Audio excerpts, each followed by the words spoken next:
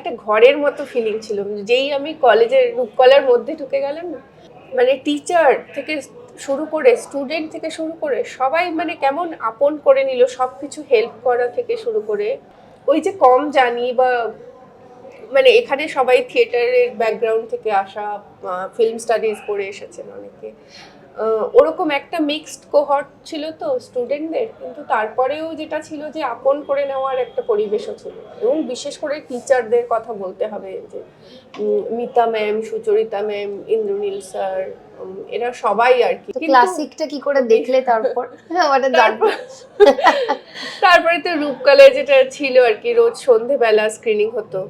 একটা খুব মজার ঘটনা আছে, এটা হচ্ছে যে শুরুর দিকে যখন মন্তাজ পড়ানো হচ্ছে ক্লাসে, এবার মন্তাজ পড়ানো হচ্ছে আমরা বুঝতে পারছি না, আমি ভেবেছি মুমতাজ, মুমতাজের সঙ্গে বাকি জিনিসটা কিছুতেই মিলছে না, মানে মুমতাজ হিরোইনের সঙ্গে কিছুতেই সেই কানেকশন খুঁজে পাচ্ছি না।